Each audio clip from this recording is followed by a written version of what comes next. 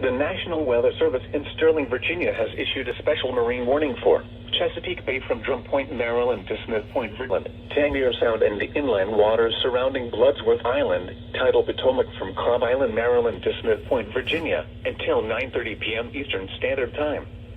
At 7:29 p.m., showers were located along a line extending from near Honga River to St. Inigo's Creek to near Coles Point, moving southeast at 40 knots. Hazard: wind gusts 34 knots or greater and small hail. Source: radar indicated. Impact: boaters and small craft could be thrown overboard by suddenly higher winds and waves capsizing their vessel.